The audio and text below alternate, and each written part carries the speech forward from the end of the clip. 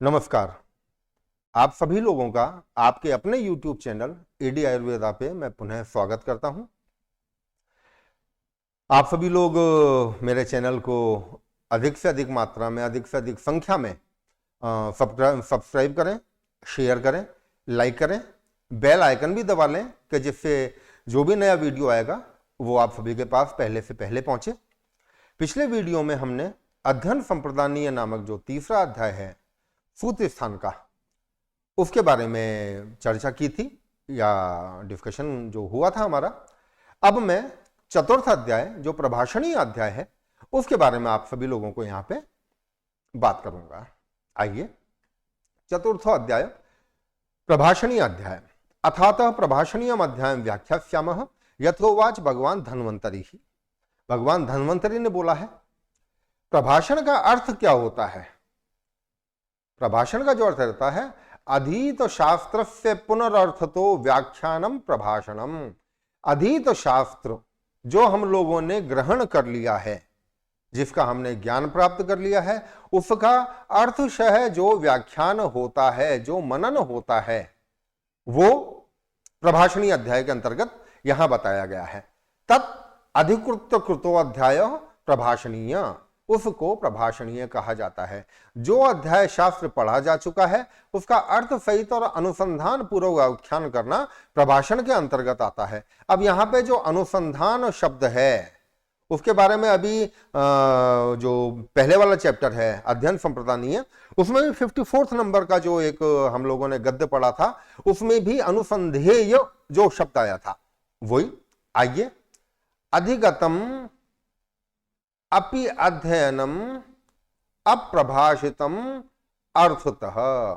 अधिगतम जो ग्रहण किया जा चुका है, अध्ययनम जिसका अध्ययन किया जा चुका है, अप्रभाषितम अर्थतः पर जिसका जो अर्थ सहित वह ज्ञान नहीं जाना जाता है।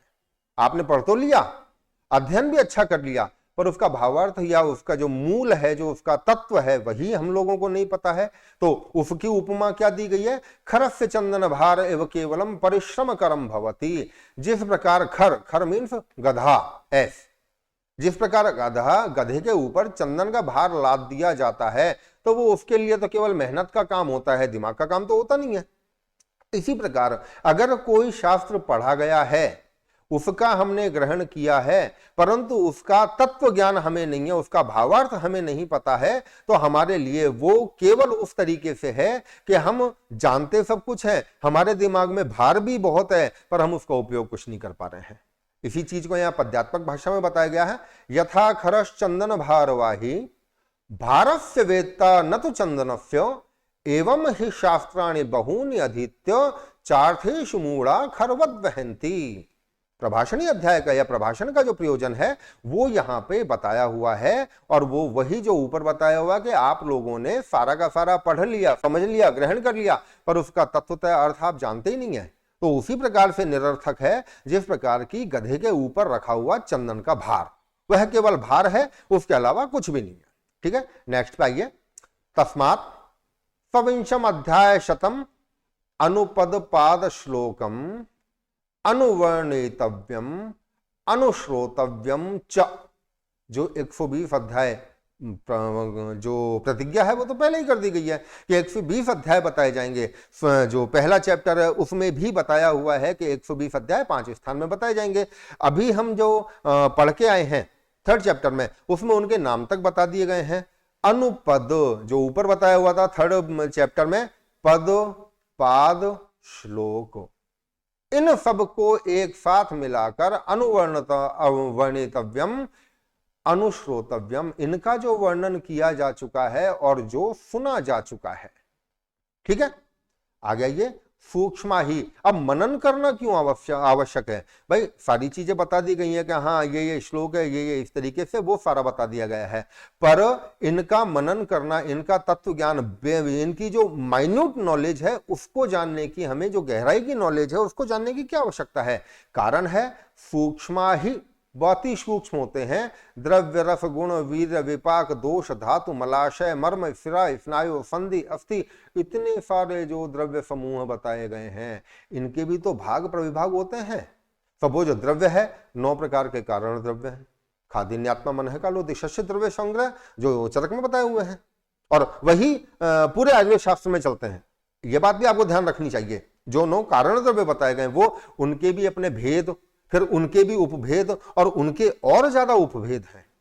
ठीक है, वही चीज है कि हम सब चीजों को तो जान गए, हमने सब कुछ मोटा मोटा जितना भी है पढ़ लिया, दिमाग में धारण कर लिया, पर उनकी जो नीचे की जो ज्ञान है, ठीक है, उस ज्ञान की जो परंपरा है, हम उस तत्व को समझ ही नहीं पाए, तो हमारे लिए वो बिल्कुल बेकार शास्त्र है। और तत्व को समझना क्यों आवश्यक है? क्योंकि शरीर के हिसाब से भी देखें, जैसे पुरुष के बारे में बता दिया, पंच महाभूत शरीर समवायति पुरुष है, वो तो सब बता दिया, आपने रट भी लिया। पर उसके बाद भी यहां इतनी सारी जो चीजें बताई हुई हैं, चिकित्सा के हिसाब से भी, शरीर के हिसाब से, उन सब का जो और ज्यादा भेद, उपभेद और उनके आगे जितने भी प्रभेद हैं, उन सब के बारे में भी जानना आवश्यक है। क्योंकि चिकित्सा केवल एक चीज को ध्यान में रख के नहीं की जाती है, हम सारी की सारी चीजें उसमें ध्यान रखते हैं।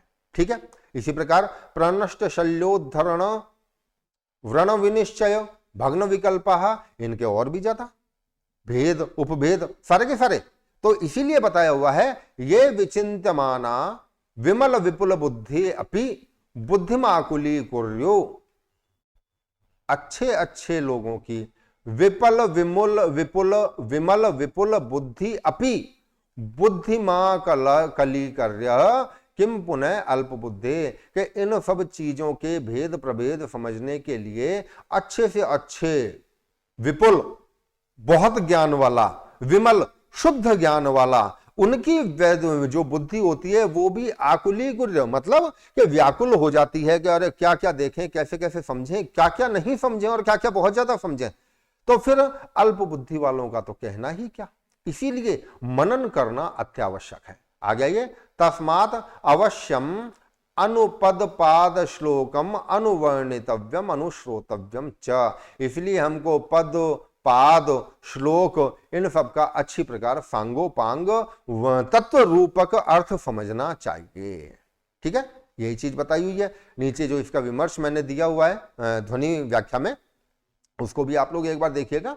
अनेक शास्त्रों के मनन की आवश्यकता क्यों है? क्यों? आचार्य कहते हैं, अन्य शास्त्रोपन्ना नाम च अर्थानाम इहोपनीतानाम अर्थवशात तेषाम तद्विद्येभ्यः, इसको गोला बना लीजिए, ज्ञान के हिसाब से यह बहुत ज्यादा जरूरी है। तद्विद्येभ्यः एव व्याख्यानम अनुश्रोतव्यम, अन्य शास्त्रों का ज्ञान क्यों आवश्यक है? अब अन्य शास्त्रों में, जैसे मैंने नीचे हिंदी में लिखा हुआ है, नीति शास्त्र, ज्योतिष, कर्मकांड, हालांकि इसमें वास्तु शास्त्र भी अतिशय महत्वपूर्ण का शास्त्र है। ठीक है, इनकी आवश्यकता इसलिए पड़ती है, जैसे आप सभी लोगों ने सुश्रुत तो चलो मजबूरी में आप लोग कंपटीशन की तैयारी करने के लिए या पीजी वगैरह में भी आप लोग उसके चक्कर में पढ़ रहे हैं, पर चरक संहिता आप लोगों ने पढ़ी है, वहां पे अगर कुटी प्रावेशिक विधि से रसायन सेवन करवाना है तो कुटी किस दिशा में होनी चाहिए, दरवाजा किस दिशा में होनी चाहिए। जयंतक श्वेत के बारे में भी इसी प्रकार का पूर्व या उत्तर दिशा का वर्णन किया गया है। मैत्र मुहूर्त जो बताया हुआ है, वमन का जो आप कल्प दे रहे हैं, कल्प इन द सेंस कि वमन करवाने की जो औषधियां आप लोग दे रहे हैं, उसके लिए भी अन्य अनेक प्रकार के मुहूर्त बताए हुए हैं। सबसे मोटा और अच्छा मुहूर्त जो सभी लोग जिसको जानते हैं, आयुर्वेद वाले भी, आयुर्वेद के अलावा भी, वो है ब्रह्म मुहूर्त। दैट इज ऑल्सो मुहूर्त, वो भी मुहूर्त है, एक पर्टिकुलर समय काल विशेष है वो, इसीलिए उसको मुहूर्त की संज्ञा दी गई है। तो हम लोगों को सभी चीजों को जानना इसलिए चाहिए। आयुर्वेद में पक्ष का महत्व है, एकादशी, द्वादशी या प्रतिप्रदा, द्वितीया, तृतीया, अमावस्या, पूर्णिमा, इनका है। पर ज्योतिष शास्त्री व्यक्ति इसके बारे में जितना जानता है, या कर्मकांडी व्यक्ति इनके बारे में जितना जानता है, उतना आयुर्वेद वाले मुश्किल ही जानते हैं। कुछ अपवाद स्वरूप लोग होंगे, वो एक अलग बात है, पर मुश्किल जानते हैं। तो उसी व्यक्ति से तद्विद्येभ्यः, जिस विधा का वह विद्वान है, जैसे तीसरे चैप्टर में हम लोगों ने एक जगह देखा था, ना अति उच्चई न नीचई, ना तो अत्यधिक तेज स्वर से बोले गुरु, ना ही धीरे धीरे बोले। वहां यही था, मैंने आप लोगों को बताया था कि एक ही आश्रम में अलग अलग जो जिस विधा का विद्वान बनना चाहता था उसी विधा की उसकी क्लासेस कक्षाएं वहां लगा करती थी गुरुकुल में। तो एक व्यक्ति जो शस्त्र कर्म सीख रहा है या सुश्रुत संहिता जिसको पढ़ाई जा रही है, मालूम चला कि पड़ोस में ये क्लास चल रही है जिसमें कि वास्तुशास्त्र का वो दिया जा रहा है, ज्ञान दिया जा रहा है। तो जिस विधा का विद्वान जिसका जिसमें इंटरेस्ट है, मान लो कोई व्यक्ति ये ही चाहता है कि मुझे तो रसायन प्रकरण में जो कुटी प्रावेशिक रसायन है उसके बारे में सांगोपांग जानना, बहुत अच्छी तरह जानना है, तो निश्चित है कि उसको वास्तुशास्त्री से संपर्क करना ही पड़ेगा कि मैं कुटी कैसी बनाऊं, किधर मुंह बनाऊं, क्यों बनाऊं। सबसे बड़ा जो एक जिज्ञासा प्रवृत्ति है वो तो क्वेश्चन मार्क में हो जाती है, क्यों बनाए। और जैसे जैसे ये जिज्ञासा प्रवृत्ति बढ़ती रहती है, आप लोगों का ज्ञान भी परिपूर्णता भी नहीं तो एक मैच्योरिटी की तरफ, एप्रोप्रिएट टर्म मुझे याद नहीं आ रही है, पर मैच्योरिटी की तरफ जाता रहता है। ठीक है, वहां बताया हुआ है व्याख्यानम अनुश्रोतव्यम, बताएंगे नहीं एकस्मिन् शास्त्रे शक्यः सर्वशास्त्राणाम अवरोधः कर्तुम। एक ही शास्त्र में जो निपुण व्यक्ति होता है वो पूरा का पूरा एक शास्त्र में निपुण हो सकता है, पर पूरी तरीके से नहीं, क्योंकि और भी शास्त्रों का समावेश उसमें है। जैसे इतने मैंने उदाहरण दिए आप लोगों को कि आयुर्वेद शास्त्र में भी इतने मुहूर्त बताए गए हैं, वास्तु शास्त्र का भी अत्यधिक उपयोग किया है। नीति शास्त्र में जो आपका आचार रसायन है वो नीति शास्त्र है, जो आपका सदुरत है वो नीति शास्त्र है।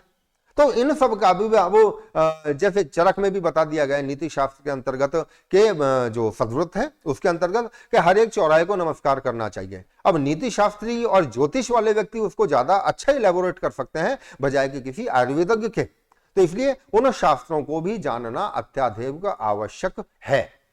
ये श्लोक इंपॉर्टेंट है और आप लोगों को याद भी रखना चाहिए। जरूरी नहीं कि आयुर्वेद वाले ही आपको टकराएंगे, कई ज्ञानी विद्वान जो अलग अलग विधा में है, कोई दर्शन का भी हो सकता है, कोई वास्तु का भी हो सकता है या किसी प्रकार से।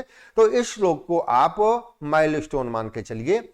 एकम शास्त्रम अधियानो न विद्यार्थ शास्त्र निश्चयम तस्मात् बहुश्रुतः शास्त्रम विजानी या चिकित्सक। एक ही शास्त्र के अधीन सब कुछ नहीं, बाकी जितने भी शास्त्र हैं उनके बारे में भी वहां बताना चाहिए। अब यहीं जब सूत्रों की बात आती है तो जो एक ही सूत्र है, मान लो रसायन प्रकरण चल रहा है और वहां पे कुटी बनानी है, कुटी प्रावेशिक रसायन में कुटी बनानी है, किस दिशा में बनानी है, कैसे बनानी है, जमीन कैसी होनी चाहिए, पेड़ पौधे कैसे होने चाहिए, एनवायरमेंट कैसा होना चाहिए। जब हम ये कंडीशन एक वास्तुशास्त्री को बताएंगे तो वह अपने आप हमें सारी की सारी चीजें बताएगा कि इस दिशा में बनानी चाहिए और ऐसे बनानी चाहिए। ठीक है, इसी के लिए साथ में चरक संहिता में जो बताया हुआ है अनुपस्कृत विद्यम, ये एक शब्द का उल्लेख है गुणों के संदर्भ में। इसका हिंदी अर्थ उसमें लिखा हुआ है, आप लोगों के सामने स्क्रीन पे है, एक बार देख और लीजिएगा। आइए, निष्णात वैद्य, निष्णात मीन्स परफेक्ट। कैसे? शास्त्रम गुरु मुखोद्गीर्णम आदाय उपास्य च असकृत यह कर्म कुरुते वैद्य स वैद्यो अन्ये तु तस्कराः। गुरु मुख से निकला हुआ उद्गीर्ण, गुरु मुख से निकला हुआ जो शास्त्र है वह ढंग से पढ़ा है। और ढंग से कैसे पढ़ा है? असकृत। ये मैं जब पढ़ रहा था तो यहां पे मुझे याद आया कि मुझे लिखना चाहिए था। सकृत का मतलब क्या है?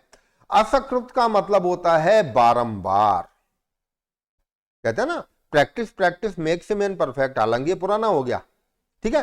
Perfect practice makes a man perfect and what is perfect practice? That is असकृत।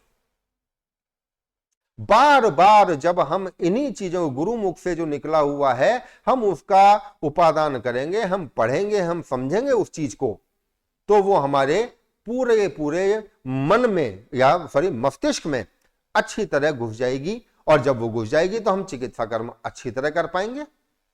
अगर इस तरीके से हम पढ़ते हैं तो ठीक है, वरना हम तस्कर, तस्कर का अर्थ होता है चोर। तस्करा चौर वृत्तयः, जो चौर वृत्ति होती है उसको तस्कर कहा जाता है। जो बिना मांगे किसी व्यक्ति से जो उसके मालिकाना हक की चीज है उसको बिना मांगे अपने काम में ले ले, ठीक है। और तस्कर का अर्थ ये भी होता है कि जो चरक में भी छद्मचर, अरे नीचे ही है, विमर्श में भी बताया हुआ है, छद्मचर वैद्य के जो लक्षण बताए गए हैं। ठीक है, चरक में आइए।